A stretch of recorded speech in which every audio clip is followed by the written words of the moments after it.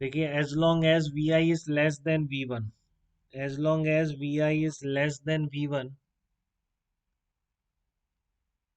For silicon V I पता है आपको 6.6 वोल्ट ले रहे हैं, ठीक है, वो लिखा हुआ है 0.6 volt for silicon transistor.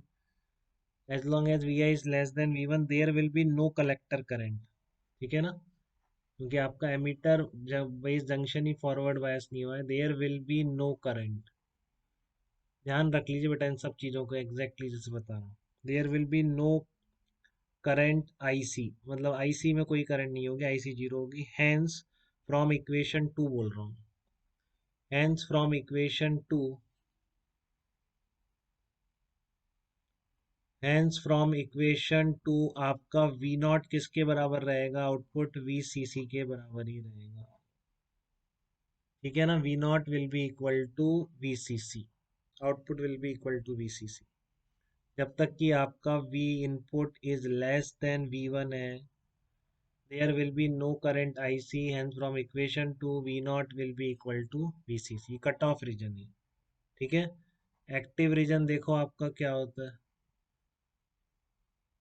Active region किसको बोलते हैं। अब एक्टिव में बताया आपको, जैसे ही when V I is greater than, when V I is greater than 0.6 volt, या फिर आप V1 बोल दो, ठीक है, और V I is less than 1 volt, या आप V2 बोल दो अभी इस डायग्राम के हिसाब से, ठीक है। तो उस केस में क्या होता है, then there will be I C, there will be I C,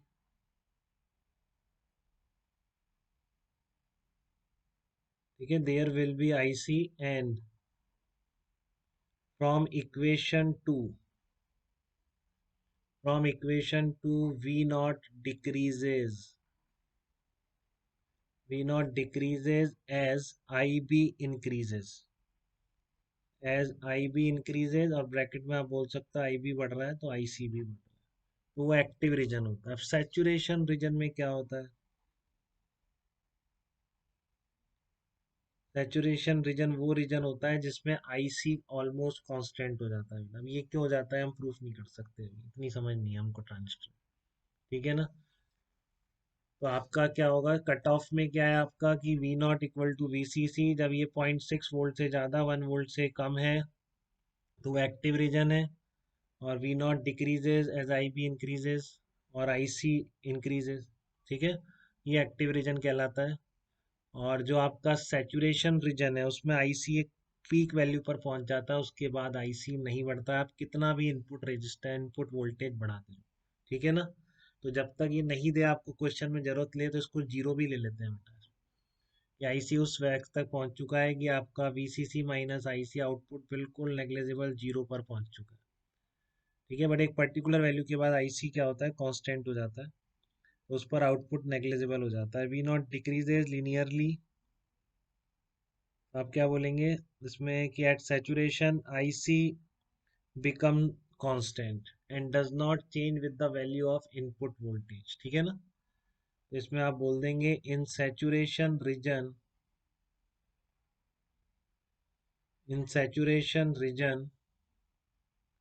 I C becomes constant, ये सैचुरेशन रीजन की डेफिनेशन है, यहाँ पर आई सी चेंज नहीं करता, I C become constant and does not change with V I, does not change with V I. यहाँ पर basically होता क्या है बेटा कि ये सैचुरे जो आपका है, ये रिवर्स बायस था, एमिटर बेस जंक्शन फॉरवर्ड बायस रखते हैं, देखो इसको रिवर्स बायस रखते हैं, ठीक है ना। तो इसका रिवर्स बायसिंग ही खत्म हो जाता है, इतना कम पोटेंशियल डिफरेंस पहुंच जाता है, ठीक है, कि ये रिवर्स बायसिंग ही नहीं रहती है इसमें।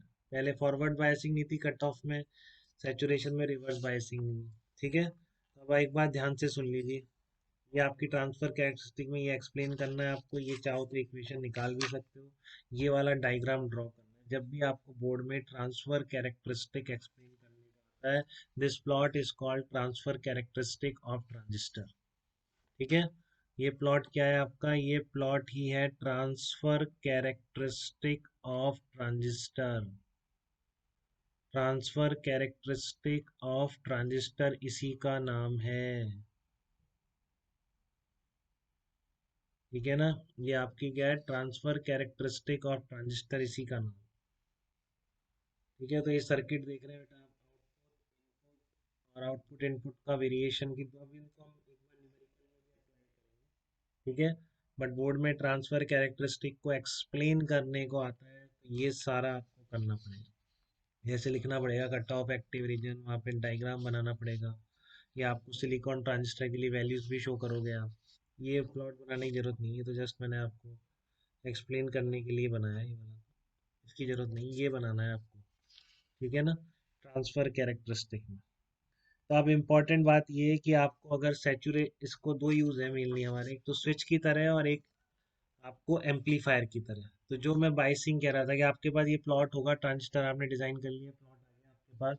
अब अगर आपको एम्पलीफायर की तरह यूज करना है, तो ये जो इनपुट बैटरी है, देख रहे हैं बेटा, अगर आपको एम्पलीफायर की तरह यूज करना है इस ट्रांजिस्टर को, तो ये जो आपकी इनपुट बैटरी है, इसका वोल्टेज इसके बीच में रखते हैं, बिल्कुल एक्टिव रीजन के यहाँ पर सेट करेंगे इसको। ठीक है ना, क्योंकि एम्पलीफायर में क्या होना चाहिए, आपका ट्रांजिस्टर पूरे टाइम एक्टिव रीजन में रहना चाहिए, सैचुरेशन या कट ऑफ में नहीं जाना चाहिए। हाँ, वी नॉट कॉन्स्टेंट हो जाएगा, क्योंकि अंशुल आई वो आई सी कॉन्स्टेंट हो जाएगा।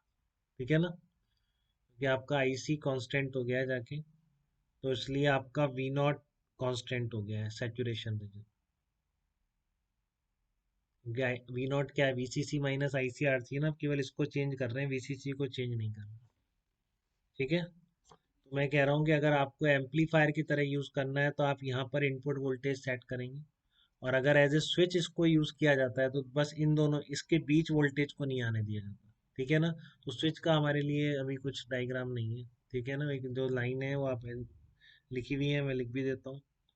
ठीक है, एम्पलीफायर का इम्पोर्टेंट रोल है इसमें, इसका हम फार्मूला भी याद करेंगे अभी, वोल्टेज गेन का, कि इतना इनपुट लगाएंगे तो कितना वोल्टेज मिलेगा। बट एम्पलीफायर के लिए ट्रांजिस्टर एक्टिव रीजन में होना चाहिए, मतलब emitter base junction forward bias, collector base junction reverse bias. Cut off और सैचुरेशन में वोल्टेज या तो इधर रहेगा कि वो आपका चल ही नहीं पा रही करंट, या फिर वो आईसी अपनी मैक्सिमम वैल्यू तक पहुंच चुका है। ठीक है, तो ये मैं यहाँ पर लिख भी देता हूँ आपका, ये जो आपकी ट्रांसफर कैरेक्टरिस्टिक निकाल लिया आपने, तो दो यूज है। एम्पलीफायर का मतलब क्या है, एम्पलीफायर का मतलब है transistor must be in the active region. Amplifier का मतलब है ट्रांजिस्टर मस्ट बी, वैसे ही बेटा ऑब्जेक्टिव में कोई पूछ सकता है, ध्यान रखिए, must be in active region. ठीक है, और दूसरा जो स्विच का है, transistor either in cut off और इन सैचुरेशन रीजन। कट ऑफ में होता है तो बोलते हैं ऑफ है स्विच, और अगर सैचुरेशन में होता है तो बोलते हैं स्विच ऑन है। तो ट्रांजिस्टर को एज ए स्विच यूज करना है किसी इलेक्ट्रॉनिक सर्किट में, तो आप क्या बोलेंगे स्विच में, कि स्विच में ट्रांजिस्टर किस में होगा, transistor either in cut off, transistor will be either in cut off,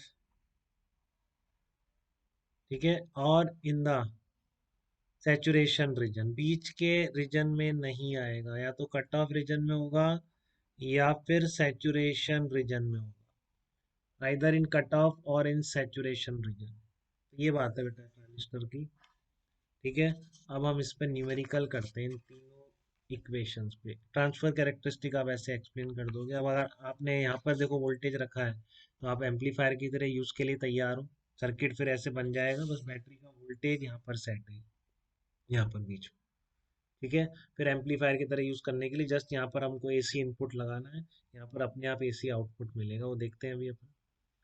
ठीक है, स्विच के लिए अगर यूज करना है, तो वोल्टेज आपका इधर या इधर रहना चाहिए, कट ऑफ का मतलब ऑफ हो जाएगा ट्रांजिस्टर, सेचुरेशन में मतलब ऑन ट्रांजिस्टर।